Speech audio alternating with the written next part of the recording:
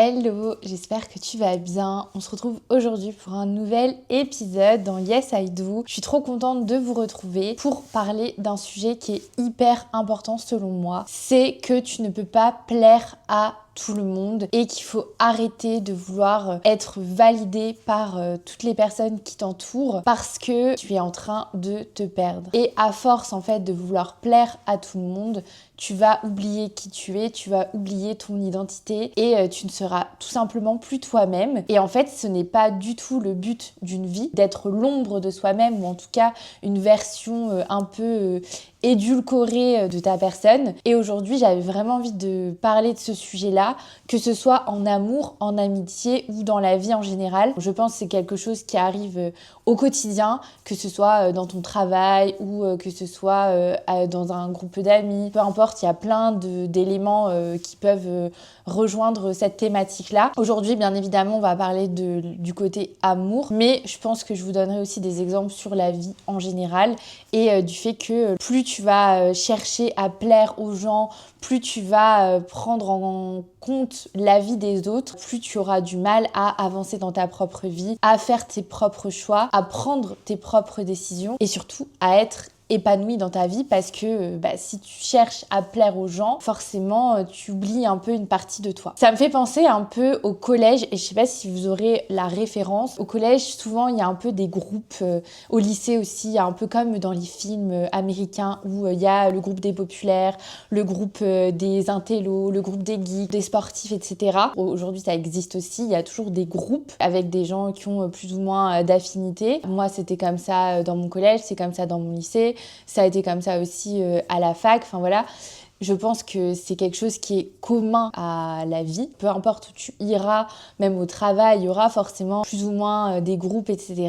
Et en fait, il y a des personnes qui veulent toujours faire partie, par exemple, du groupe des populaires, qui veulent faire partie de tel ou tel groupe, avoir la reconnaissance de ce groupe, quitte à faire des choses qui sont complètement à l'opposé de leurs valeurs, à l'opposé de ce qu'ils ont envie de faire, mais juste pour rentrer dans ce groupe ou en tout cas se sentir intégrés, ils vont faire en sorte de copier-coller certains comportements ou de faire des actions qui vont aller dans le sens de ces personnes-là.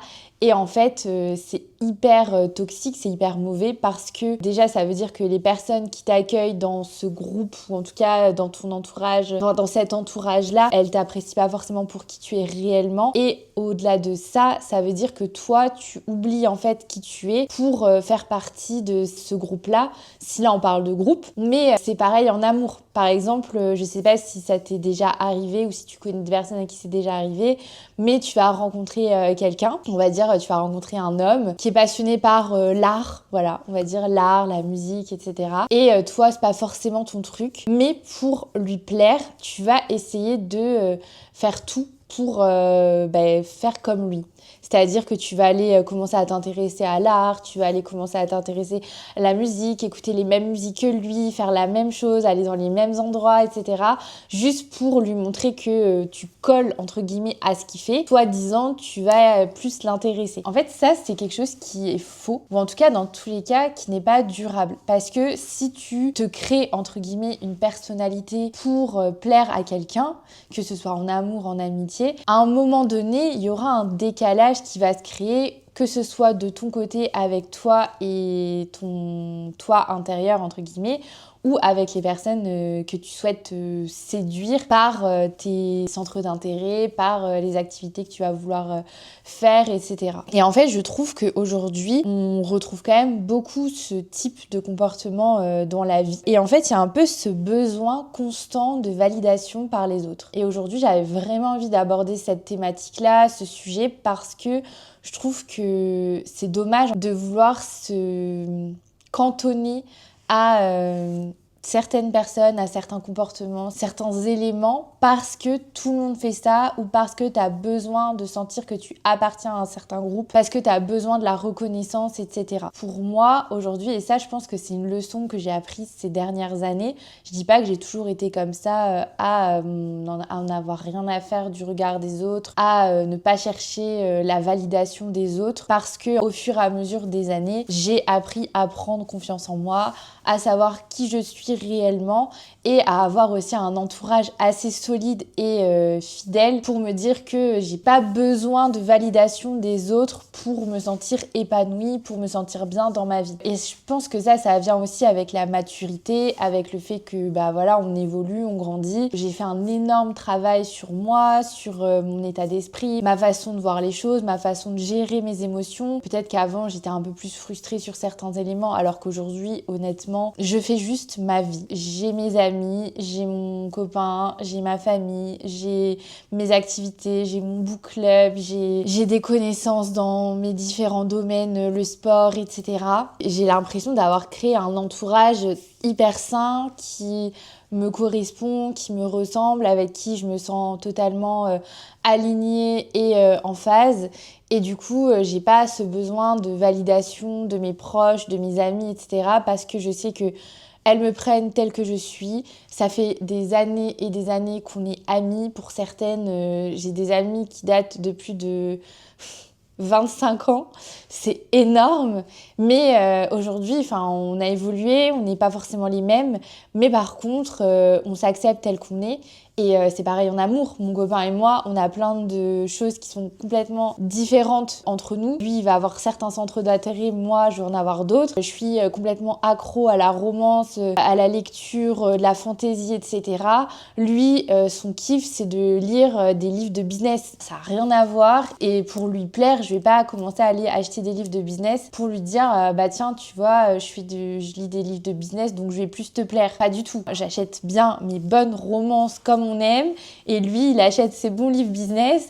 On sait que dans tous les cas ni l'un ni l'autre ne lirait ce que l'autre lit, et c'est ok. Et moi je lui raconte mes histoires d'amour dans mes livres, lui il me raconte ce qu'il apprend dans ses livres, et juste voilà, on s'écoute et on apprend l'un sur l'autre sur nos passions respectives. Mais c'est pas pour autant que j'allais, en tout cas quand je l'ai rencontré par exemple, changer ma personnalité juste pour lui plaire, ou en tout cas faire en sorte de faire des activités qui lui ressemblent pour lui plaire, parce que en fait je suis moi.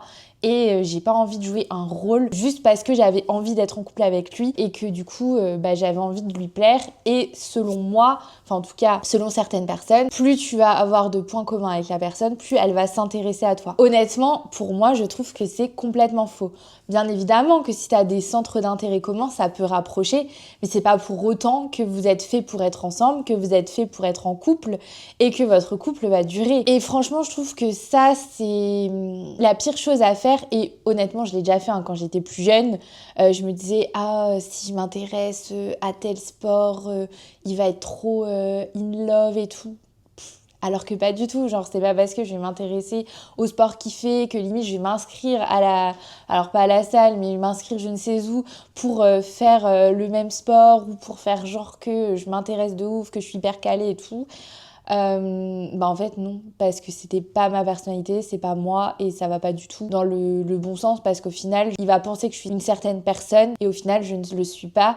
Et du coup soit lui il est à la recherche d'une personne qui a les mêmes centres d'intérêt que lui, et du coup il va être déçu d'apprendre qu'au final c'était pas vraiment moi, soit moi je vais jouer un rôle toute ma vie à faire genre que je suis intéressée par ça alors qu'au final ça m'intéresse pas spécialement. Et du coup c'est pour ça qu'aujourd'hui j'avais vraiment envie d'aborder ce sujet-là il faut arrêter de vouloir plaire à tout le monde. Tu ne peux pas plaire à tout le monde. Tu as une personnalité, tu as des centres d'intérêt, tu as ta manière d'être, ta façon de te comporter, tu as tes qualités, tu as tes défauts, et bien évidemment que tu ne peux pas plaire à tout le monde. Tu n'es pas un Sims, tu n'es pas neutre entre guillemets, et du coup c'est obligé qu'il y ait des personnes dans la vie qui t'apprécient ou qui t'apprécient moins.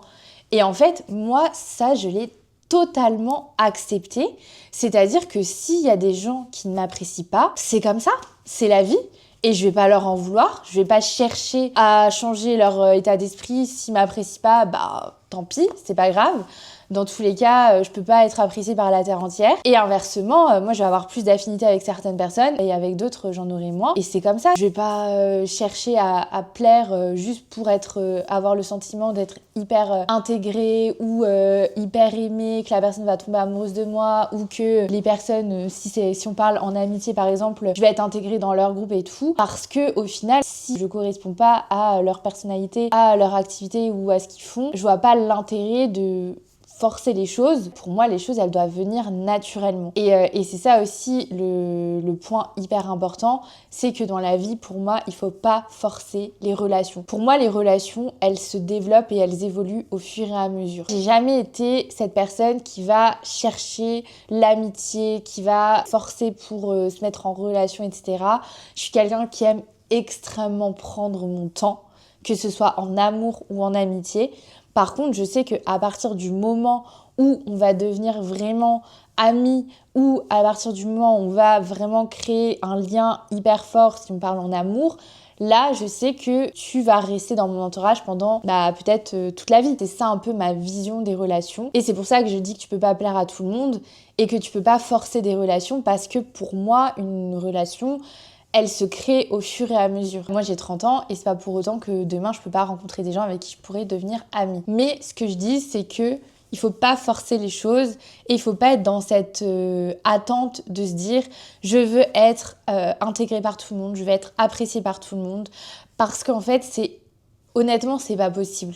Tu peux pas être apprécié par tout le monde. Enfin voilà, il y a plein de gens, ils sont très sympas, ils sont hyper ouverts, hyper sociables, du coup on va les apprécier, mais par contre on les connaît pas spécialement dans la vraie vie, dans leur quotidien et dans l'intimité, et du coup on peut pas savoir si ces personnes-là, au final, est-ce qu'on pourrait vraiment être amis avec elles? On peut pas savoir. Pour moi, l'amitié, j'ai vraiment cette idée-là que c'est hyper profond, c'est une relation qui se crée au long terme, et c'est une relation qui s'entretient tout comme l'amour. Et pour moi, elle doit commencer sur des bases hyper saines, comme une relation amoureuse au final. Et surtout, c'est une relation qui est basée sur l'authenticité. C'est-à-dire que si tu joues un rôle dès le départ, pour moi, la relation, elle pourra pas évoluer vraiment positivement, et au bout d'un moment, l'amitié, elle se brisera, ou alors la relation amoureuse, si on parle en amour, ça s'estompera, parce que comme on dit, chasse le naturel, il revient au galop, c'est véridique. C'est-à-dire qu'on ne peut jamais foncièrement et profondément changer sa personnalité pour plaire à quelqu'un et que ça reste comme ça toute une vie. C'est impossible. Enfin, selon moi en tout cas.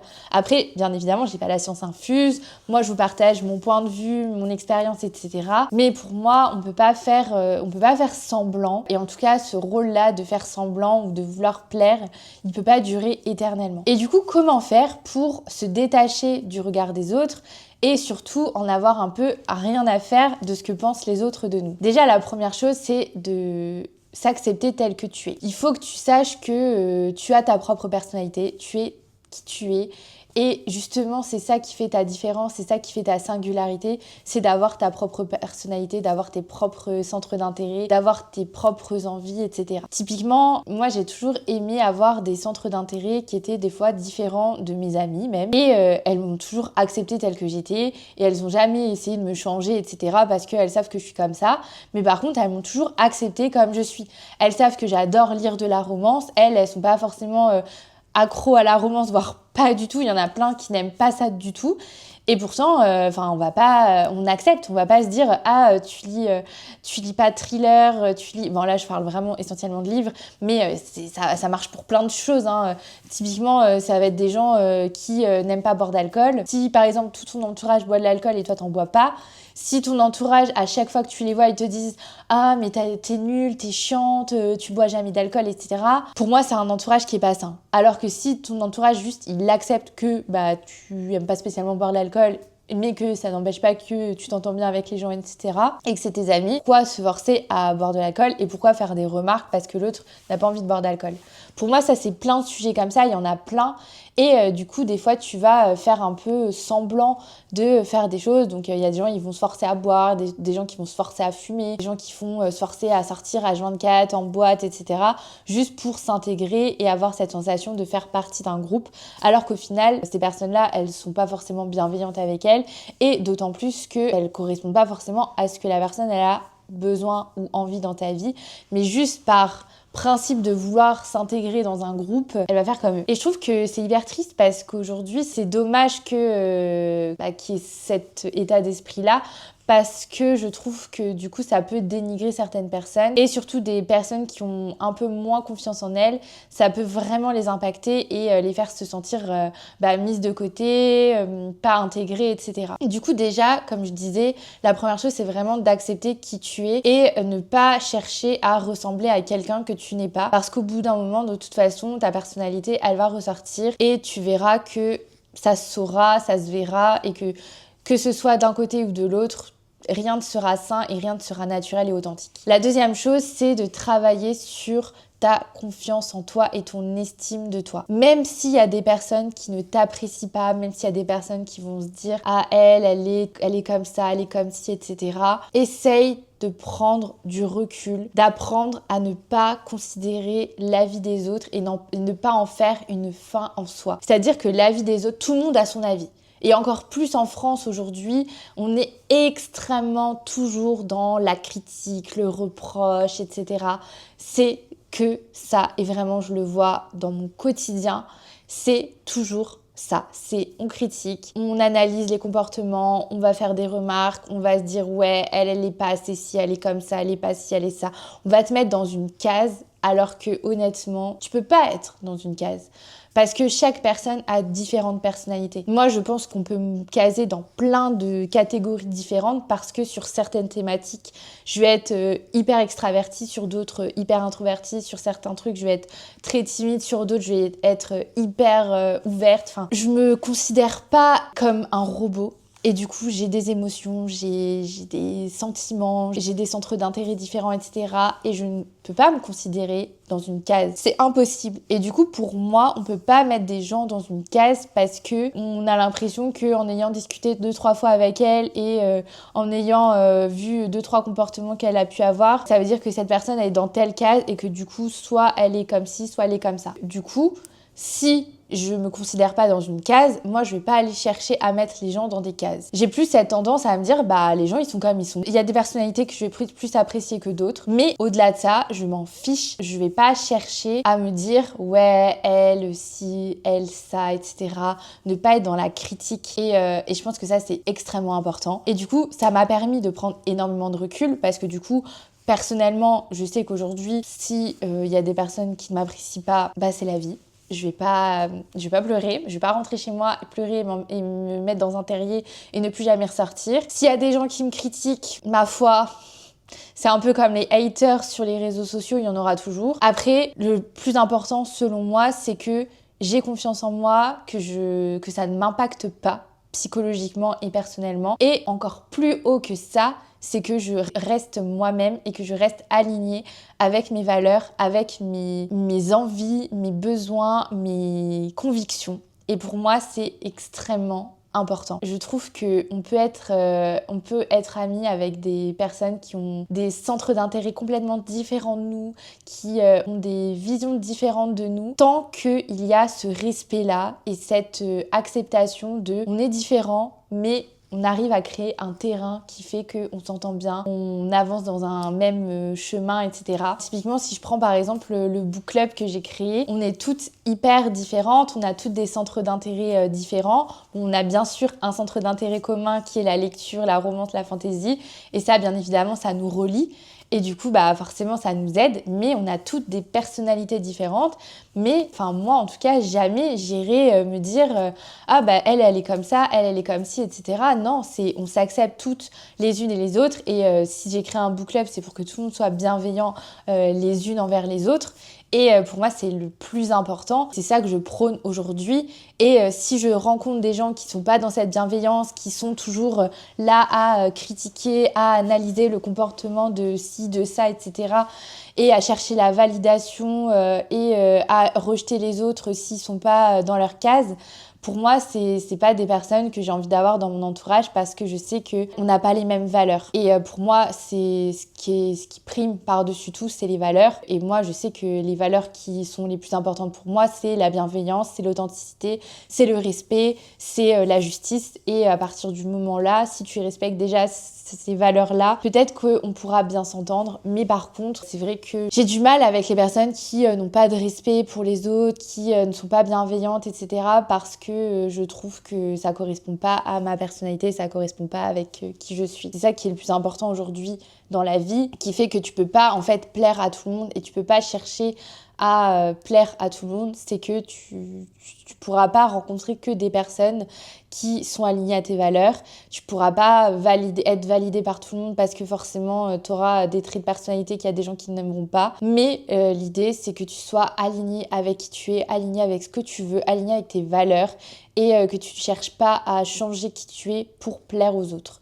Et ça, pour moi, c'est hyper important. Et je sais que là, je reviens quand j'étais petite, j'avais un peu ce syndrome de la people pleaser, justement, où je voulais plaire à tout le monde, être hyper gentille avec tout le monde et tout. Je voulais tout le temps faire des cadeaux à mes copines, etc. Et j'étais vraiment dans ce côté à chercher la validation des autres. Et ça m'a beaucoup impactée parce que quand j'étais petite, il y a forcément des moments où tu vas peut-être avoir des déceptions en amitié, etc. Puis on est un peu ingrat quand on est petit. Donc il y a des périodes où on va être plus amis avec d'autres et puis il y a des moments où on va être plus amis avec d'autres personnes. Au final, c'est un peu ça quand on est même en primaire. Je me souviens, il y avait toujours des histoires. On avait un gros groupe de copines, il y avait toujours des histoires et tout. Mais au final, on était toujours des copines. Mais voilà, il y avait un peu ce côté-là où moi, je sais que je voulais toujours être hyper validée, etc. Et en grandissant, j'ai appris qu'au final, ça servait à rien, que valait mieux avoir moins d'amis, mais des vrais amis, que d'avoir un énorme groupe d'amis, mais que ce soit pas des amis fidèles. Et ça, pour moi, c'est partout pareil. C'est partout aussi en amour. C'est comme ça en amour aussi. C'est-à-dire que vaut mieux avoir une relation hyper saine, hyper bienveillante, hyper authentique qu'une relation où la personne, peut-être elle te respecte pas spécialement ou en tout cas elle veut que tu changes du tout au tout et elle t'accepte pas tel que tu es. Et pour moi ça c'est pas possible, c'est pas viable parce que si t'es en couple avec une personne qui t'accepte pas avec tes qualités, tes défauts, tes centres d'intérêt, ce que tu aimes, ce que tu n'aimes pas, etc., ça risque d'être compliqué de construire une relation saine au long terme. Et ça c'est vraiment une leçon que j'ai apprise au fur et à mesure de ma vie, c'est accepter les gens tels qu'ils sont et ne pas chercher à vouloir les faire rentrer dans une case ou les changer parce que dans tous les cas tu peux pas changer les autres, tu peux pas demander à ce qu'une personne change et corresponde à tes critères parce que c'est pas possible. Bien évidemment que toi tu peux évoluer, tu peux faire évoluer les autres aussi en les aidant, en les accompagnant si besoin, mais par contre tu peux pas leur dire ouais j'aime pas quand tu fais ci, il faut que tu arrêtes de faire ça, il faut que tu fasses ci, nanani nanana.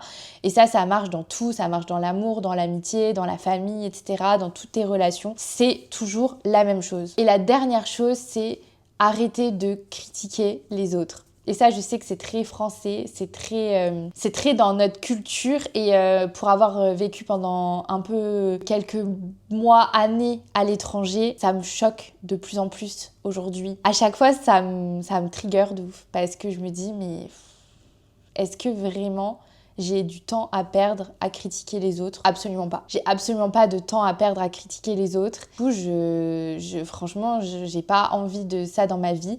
Et vraiment, mon conseil, c'est si tu es cette personne qui critique sans cesse, essaye de travailler là-dessus. Parce que franchement, c'est pas viable. C'est pas viable. Et même quand t'es entouré de gens qui critiquent, je trouve que ça met un aspect hyper négatif, ça met une énergie négative autour de nous, des gens. Et je trouve ça, en fait, hyper triste de juste avoir que ça à faire.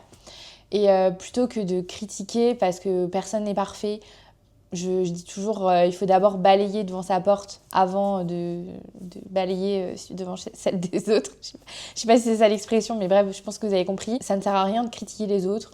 Personne n'est parfait. Tout le monde, je veux dire, ne correspondra pas forcément à tes critères, à tes valeurs, à tes centres d'intérêt, etc.